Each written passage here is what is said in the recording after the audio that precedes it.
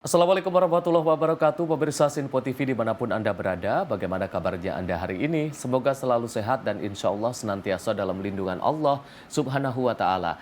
Alhamdulillahirabbil alamin, puji syukur kehadirat Allah karena di pagi hari ini saya Arif Rifai bisa kembali menemani Anda dalam program Islam Penuh Cinta, penyejuk hati, penyegar iman. Salawat beserta salam semoga tetap tercurah limpahkan kepada junjungan kita Nabiyana wa Rasulana Muhammad Sallallahu Alaihi Wasallam yang kita nantikan syafaatnya dan semoga kita termasuk ke dalam umatnya yang senantiasa istiqomah dalam menjalankan sunnah-sunnahnya. Pemirsa Sinpo TV dimanapun Anda berada, seperti biasa pagi hari ini saya sudah bersama dengan Bapak Ustadz Ahmad Haris Riswanto. Assalamualaikum Pak Ustadz. Waalaikumsalam warahmatullahi wabarakatuh. Bagaimana kabarnya Pak Ustadz? Alhamdulillah baik, sehat afiat Mas Arif. Alhamdulillah sehat. Baik, Pak Ustadz dan juga pemirsa, hari ini kita akan membahas tema terkait dengan saat amanah dikhianati. Kita akan bahas dalam Islam Penuh Cinta, penyejuk hati, penyegar iman. Pemirsa, kepercayaan adalah sesuatu yang mahal, sekali rusak, seringkali sulit dipulihkan. Dalam kehidupan sehari-hari, pengkhianatan amanah bisa saja terjadi di mana saja, dalam keluarga, pekerjaan, bisnis, bahkan persahabatan. Lalu bagaimana Islam mengajarkan kita menyikapi kondisi seperti ini? Ini yang akan langsung kita bahas dan kita akan nanti mendengarkan bersama penjelasan dari Bapak Ustadz Ahmad Haris Riswanto terkait dengan tema hari ini, yakni saat amanah dikhianati. Kami silakan Pak Ustadz. Baik. Assalamualaikum warahmatullahi wabarakatuh. Waalaikumsalam warahmatullahi wabarakatuh. Alhamdulillahilladzi arsala anbiya'a dzawi fatanah bisidqi wat tablighi wal amanah. Wassalatu wassalamu ala Rasulillah wa ala alihi wa ashabihi wa man tabi'a rusydah amma ba'dah. Saudaraku pemirsa Sinpo TV dimanapun berada, Mas Arif, semoga Allah terus menjaga kita dalam istiqamah, dalam taat kepadanya. Amin ya rabbal alamin. Pada kesempatan pagi yang berbahagia ini kita akan berbicara tentang saat amanah dikhianati. Lalu amanah sendiri itu apa? Amanah itu adalah segala yang dikaruniakan oleh Allah kepada kita, yang mana karunia itu untuk kemaslahatan kehidupan kita, baik di dunia terlebih kehidupan di akhirat. Dan karunia itu harus kita jaga dan harus kita jalankan atau tasarrufkan seperti yang dikehendaki oleh Allah Subhanahu wa Ta'ala. Itu amanah. Lah, amanah dalam kehidupan kita sebagai umat manusia ini, kehidupan kita ini adalah amanah. Umur ini ya amanah, keilmuan kita yang dianugerahkan oleh Allah ini ya amanah, harta benda yang dititipkan oleh Allah ya amanah, kemudian jabatan, kemudian keluarga, kesehatan, dan semuanya yang dikaruniakan oleh Allah ini adalah amanah. Amanah ini apabila kita menjadi orang yang amanah atau titipan anugerah Allah ini kita laksanakan dengan tanggung jawab penuh, maka insya Allah amanah ini akan membawa kita ke surganya Allah. Tapi sebaliknya, apabila anugerah atau titipan yang disebut dengan amanah ini kita khianati, maka yang didapat adalah nerakanya Allah dan murkanya Allah Subhanahu wa Ta'ala. Na'udzubillah summa na'udzubillah. Ada keterangan dalam Al-Anfal, Allah Subhanahu wa Ta'ala sampaikan, Ya ayyuhalladzina amanu la takhunullaha war rasul wa takhunu amanatikum wa antum ta'lamun. Ya ayyuhalladzina amanu, wahai orang-orang yang beriman, la takhunullah, janganlah engkau berkhianat kepada Allah, war rasula, dan berkhianat kepada rasulnya. Khianat kepada Allah itu seperti apa? Misalnya kita dikaruniai sehat, tapi kita tidak menjaga amanah sehat ini. Kita dikaruniai panjang umur, tapi tidak memanfaatkan panjang umur ini. Ini adalah termasuk khianat kepada Allah. War Rasul juga khianat kepada Rasul. Artinya Rasulullah ini sudah meninggalkan wasiat untuk kita berupa Al-Quran, berupa sunnah, berupa ajaran-ajaran yang mulia, tuntunan akhlak-akhlak yang mulia. Kok tidak kita laksanakan dengan baik? Quran hanya dijadikan simbol belaka. Kemudian hadis Nabi hanya sebagai bahan-bahan diskusi saja, tidak dilaksanakan dalam real kehidupan sehari-hari. akhlak Rasulullah hanya jadikan pemanis untuk pembicaraan saja, tidak dilaksanakan dalam kehidupan sehari-hari, ini bagian dari khianat kepada Rasul. Wa takhunu amanatikum, dan jangan kau mengkhianati amanah atau yang sesuatu yang dibebankan kepadamu. Ilmu ini amanah. Ilmu ini dikaruniakan oleh Allah kepada kita untuk kemaslahatan diri dan kemaslahatan orang lain. Tapi kok ilmu malah justru untuk merugikan orang, untuk menghancurkan kehidupan orang, ini berarti kita khianat kepada ilmu. Kita dikaruniai harta benda, ini juga amanah. Harta ini akan menjadi milik kita, bisa kita nikmati dunia dan akhirat kalau kita menjalankan sesuai dengan yang dikehendaki oleh Allah, yang diamanahkan oleh Allah. Artinya ada rezeki itu memang yang untuk kita nikmati, untuk keluarga kita, tapi ada sebagian yang harus kita salurkan ke orang lain. Ini berarti kita sedang menunaikan amanah.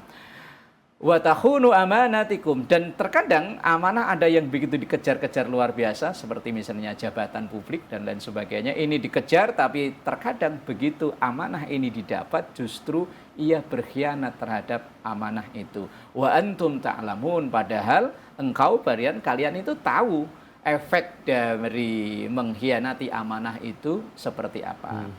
Kemudian yang kita bahas pada pertemuan ini adalah saat amanah dikhianati. Berarti dampak negatif dari amanah yang dikhianati adalah itu ada beberapa. Yang pertama, tentu berkhianat dari amanah yang kita lakukan adalah rusaknya hubungan. Kalau itu amanah yang langsung dari Allah, berarti akan merusak hubungan orang tersebut dengan Allah Subhanahu wa taala. Kalau amanah itu kepada sesama manusia, maka akan merusak hubungan orang itu terhadap sesama manusianya. Misalnya kita diamanai, dititipi sesuatu, tidak kita sampaikan kepada yang berhak, maka otomatis hubungan kita ke kanan rusak, ke orang yang menitipi, atau ke orang yang mendapatkan titipan untuk kita sampaikan, merusak hubungan. Dan kalau hubungan sudah rusak dengan mengkhianatinya amanah, maka ini akan sulit kembali untuk merajut itu kembali. Membangun kepercayaan itu bukan perkara mudah, tapi menjaga kepercayaan jauh lebih tidak mudah lagi. Membangun kepercayaan itu sulit, menjaga kepercayaan itu jauh lebih sulit. Kemudian seorang yang mengkhianati amanah itu adalah tanda dari munafik ada dalam diri orang tersebut. Disebutkan dalam hadis Nabi, ayatul munafiqi salasun wa idza tumina khana. Tanda orang munafik itu ada 3. Ketika ia diberi amanah, dia khianat. Padahal munafik ini, innal munafiqin, sesungguhnya orang-orang munafik itu letaknya nanti di akhirat fit darkil asfali minan nar, akan diletakkan dalam kerak neraka yang paling bawah, paling berat azabnya orang-orang yang munafik. Tanda munafik diantaranya adalah orang yang mengkhianati amanah.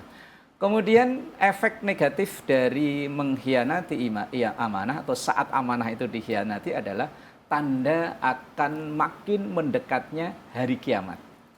Dalam sabda Rasulullah dalam riwayat Bukhari, beliau sampaikan, idza dhuyyi'atil amanah fantadhiris sa'ah.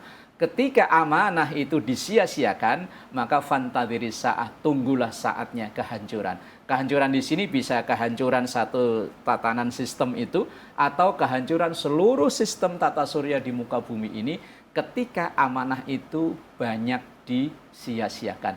Dan ini yang harus kita khawatirkan. Betapa banyak di akhir zaman seperti ini orang berebut amanah. Orang sampai terkadang mohon maaf menghalalkan segala macam cara untuk mendapatkan amanah itu, tapi begitu amanah sudah di tangan justru malah disia-siakan atau dikhianati. Kepemimpinan itu adalah amanah dari rakyat.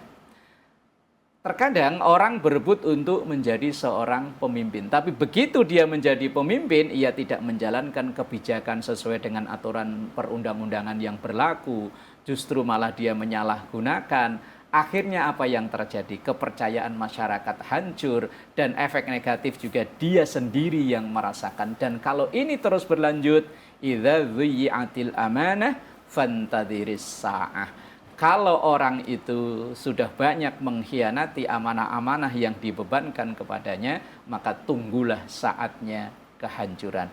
Maka kita berharap para elit yang memegang amanah di negeri ini adalah orang-orang yang benar-benar amanah agar Indonesia ini tidak dalam ambang kehancuran. Kalau banyak pemimpin-pemimpin kita, mulai dari yang di eksekutif maupun legislatif, mulai banyak yang mengkhianati amanah ini, kita khawatirkan Indonesia ini akan masuk dalam kategori fantaziri sa'ah, hancurnya Indonesia. Jangan sampai kita mengkhianati perjuangan para pendahulu kita yang sudah hampir sekitar 80 tahun lebih memperjuangkan kemerdekaan ini. Jangan sampai pengorbanan mereka, darah bahkan nyawanya itu kita khianati, yaitu dengan tidak menjalani amanah ini dengan sebaik-baiknya. Kemudian efek negatif dari amanah yang disia-siakan yang selanjutnya adalah tentu akan memperoleh hisab yang berat. Bahwa segala sesuatu yang diamanahkan kepada kita ini ada tanggung jawabnya, summa latus alunna yauma idzin anin naim. Bahwa semua nikmat-nikmat Allah termasuk amanah ini akan dimintakan pertanggungjawaban. Maka kalau memang amanah ini kita jalankan dengan benar, insya Allah hisabnya akan membawa ke surga. Tapi sebaliknya, kalau amanah ini kita selewengkan, kita khianati, akan membawa kita ke nerakanya Allah. Dan kemudian yang selanjutnya, dikhawatirkan doa dari orang yang mengkhianati amanah itu tidak diijabah oleh Allah. Apalagi dengan ia mengkhianati amanah saudaranya, temannya, dengan mengambil harta yang tidak halal untuknya, kemudian harta itu dimakan, dari harta yang haram yang masuk ke dalam dirinya, dikhawatirkan doa itu ditolak oleh Allah. Na'udzubillah, summa na'udzubillah. Maka amanah apapun yang dianugerahkan oleh Allah kepada kita jalankan sebaik-baiknya, sekuat tenaga kita, agar kita tidak termasuk orang-orang yang mengkhianati amanah. Karena mengkhianati amanah, efeknya, resikonya sungguh luar biasa berbahayanya. Wallahu a'lam bishawab. Baik, Pak Ustadz, nanti kita akan lanjutkan lagi obrolan dan juga pembahasan kita terkait tema kita hari ini usai jeda. Pemirsa jangan kemana-mana, usai jeda kita akan kembali lagi. Tetaplah bersama kami di Islam Penuh Cinta, penyejuk hati, penyegar iman.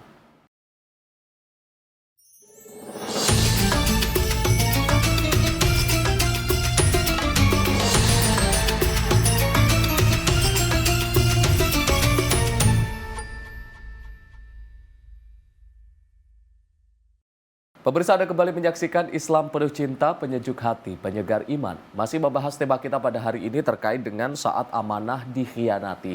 Tadi Pak Ustadz sudah menjelaskan terkait dengan bahayanya apabila kita mengkhianati amanah yang sudah diberikan kepada kita. Pak Ustadz, ini kalau misalkan kita, tadi Pak Ustadz sudah menjelaskan bagaimana bahayanya. Nah, ini kalau misalkan kita di posisi korbannya ini Pak Ustadz, kalau misalkan kita jadi orang yang dikhianati amanahnya. Kita sudah mengamanahkan sesuatu kepada orang lain atau saudara kita, tapi ternyata orang lain tersebut berkhianat terkait dengan amanah kita. Itu sikap kita seharusnya seperti apa, Pak Ustadz? Oke, baik Mas Arief dan juga pemirsa Sinpo TV, saudaraku dimanapun berada. Kalau kita jadi korban pengkhianatan itu, sikap kita seperti apa? Tentu idealnya sebagai seorang muslim adalah bersabar dan bertawakal kepada Allah Subhanahu wa taala. Tapi untuk bersabar dan bertawakal ini kan bukan perkara mudah. Nah, terus kalau kita tidak mampu bersabar dan untuk bertawakal kepada Allah, dalam Islam boleh untuk kita realistis membalas satu perbuatan dengan perbuatan yang setimpal, dengan maksud artinya agar pengkhianatan orang itu tidak dilakukan ke orang lain, yaitu dengan kalau memang masuk ke ranah pidana atau masuk ke ranah perdata, ya bolehlah kita tuntut melalui jalur hukum yang dibenarkan sebagai kita warga negara Indonesia yang bernegara hukum. Ya boleh kita kalau memang itu masuk ke ranah pidana, ke ranah perdata, agar diselesaikan secara hukum.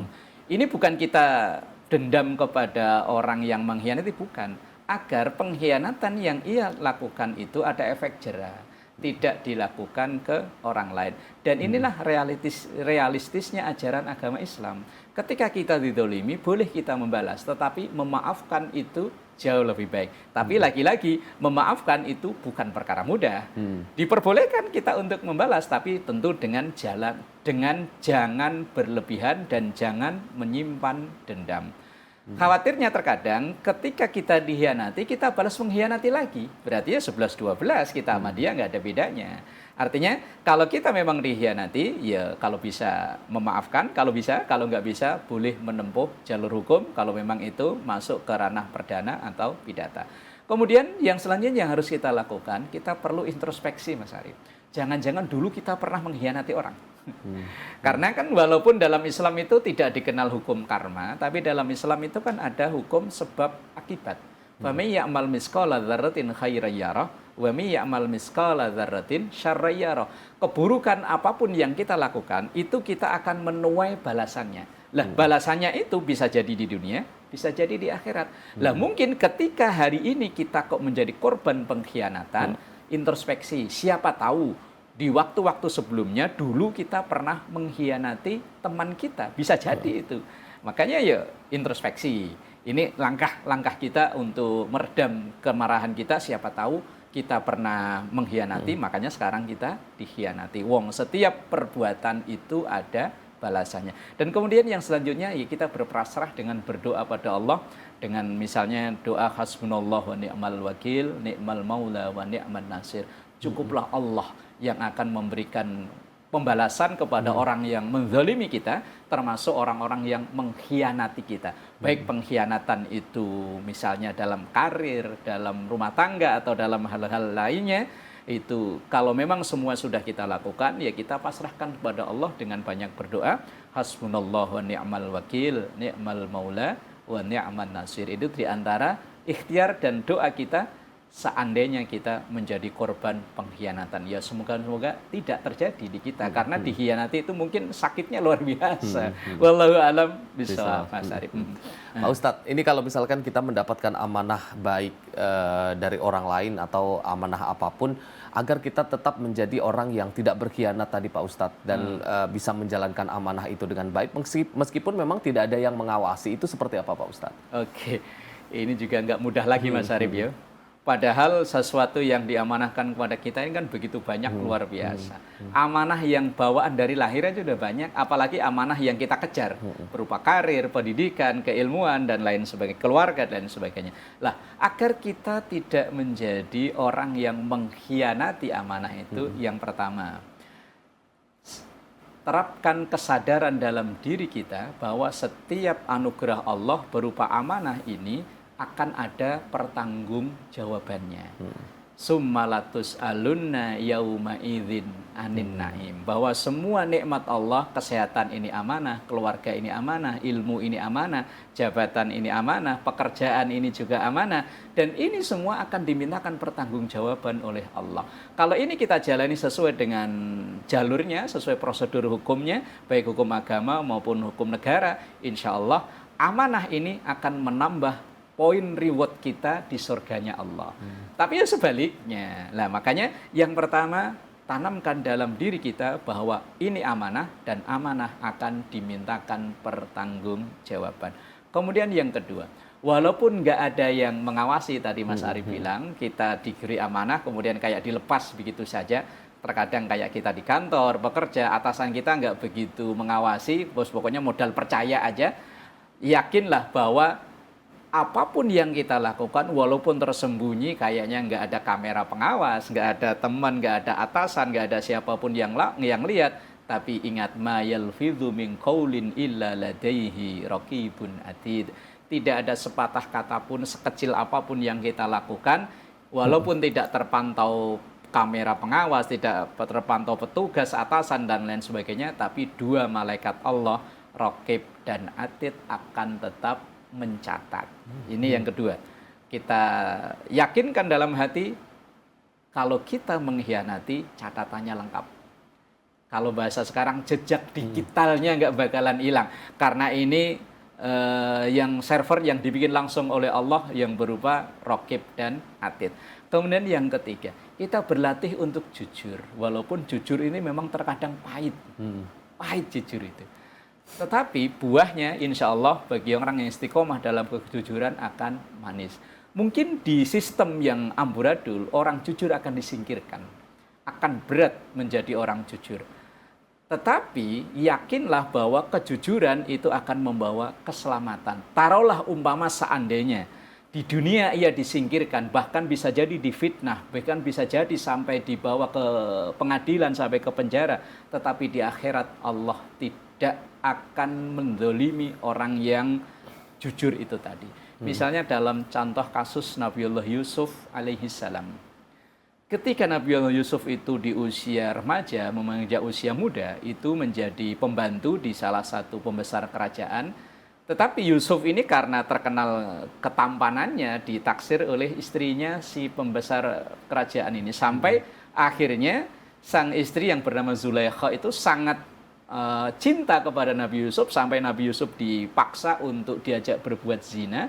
Tapi karena Nabi Yusuf menolak, tapi bagaimanapun pengadilan saat itu juga sudah tidak adil. Tetap membela yang menang, yang berkuasa. Seperti pisau lah, tajamnya ke bawah tapi tumpul ke atas. Dan itu yang dialami oleh Nabiullah Yusuf alaihissalam. Akhirnya Nabiullah Yusuf dijebloskan dalam penjara. Tapi apa kata Nabi Yusuf ketika beliau dalam penjara?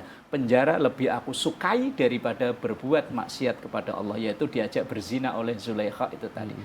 Tapi kemudian Allah berkehendak lain, di penjara itulah akhirnya Nabiullah Yusuf dipertemukan dengan seseorang yang akhirnya membawa kemuliaan, dan Nabiullah Yusuf akhirnya diangkat menjadi seorang pejabat. Kalau dalam sekarang mungkin pejabat ketahanan pangan, mungkin kalau zaman sekarang ya. Itu buah manis dari jujurnya Nabiullah Yusuf alaihi salam. Lah mungkin zaman kita modern sekarang ini bisa jadi orang yang jujur akan disingkirkan, bahkan difitnah sampai masuk ke dalam penjara, tetapi yakinlah kejujurannya itu akan membawa kebaikan di kehidupan yang akan datang. Cuma di hadapan manusia memang kalau yang menfitnah itu kok sudah 1, 2 sampai ribuan, bahkan sampai jadi viral, ya sulit untuk meredam omongan orang. Tetapi yakin kebenaran pasti akan menang pada waktunya. Wa qul ja'al haqq wa zaqal batil innal batila kana zahuqa. Kemudian yang selanjutnya, kita berlatih untuk menahan diri tidak mengambil apa yang bukan hak kita. Para koruptor itu kan para pengkhianat sebenarnya. Mengkhianati bangsa kita, mengkhianati rakyat. Dengan mereka itu tidak sabar untuk memperoleh kekayaan, sehingga ia menghalalkan segala macam cara. Lah, untuk menjadi orang yang tidak berkhianat, berlatihlah untuk tidak mengambil apa yang bukan hak kita. Apa yang kita ambil kok bukan hak kita, itu termasuk bagian kezaliman. Kezaliman itu sebuah keharaman. Kalau keharaman itu masuk ke dalam tubuh kita, lama-kelamaan, kalau haram yang ada dalam diri kita, yang terpikir oleh kita juga haram juga. Nanti kalau dinikmati oleh anak-anak kita, khawatirnya anak-anak kita juga berpikir haram juga. Itu berawal dari mengkhianati amanah itu. Dan kemudian yang langkah yang selanjutnya, selain kita ikhtiar itu tadi, kita juga mohon pada Allah Subhanahu wa taala dengan terus berdoa, Allahumma a'inni ala dzikrika wa syukrika wa husni ibadatik. Ya Allah, aku memohon perlindungan, pertolongan kepada Engkau untuk bisa menyebut namamu. Orang yang selalu ingat kepada Allah, insya Allah terjaga dari melakukan pengkhianatan dan kezaliman itu. Wa syukrika, dan selalu bersyukur. Orang yang selalu bersyukur dengan segala karunia Allah, insya Allah dia nggak kepengen untuk mengambil hak orang lain, nggak ingin ia mengkhianati amanah yang dibebankan kepadanya. Wa husni ibadatik, dan bagusnya penghambaan kepadamu.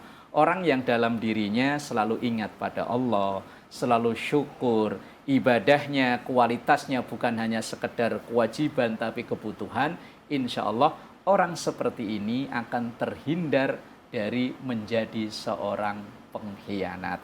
Padahal pengkhianat itu tadi efek buruknya yang terbesar menjadi seorang munafik. Kalau munafik belum ia taubat sampai ia meninggal, fitdarkil asfali minan nar, akan diletakkan di kerak neraka yang paling bawah. Na'udzubillah summa Na'udzubillah. Semoga orang-orang yang pernah merasa mengkhianati kepada orang segera meminta maaf dan segera bertaubat pada Allah sebelum ajal menjemput. Wallahu a'lam bishawab. Terima kasih Pak Ustadz atas penjelasannya. Mudah-mudahan kita semua termasuk orang-orang yang selalu memegang teguh dan juga menjalankan amanah dengan sebaik-baiknya.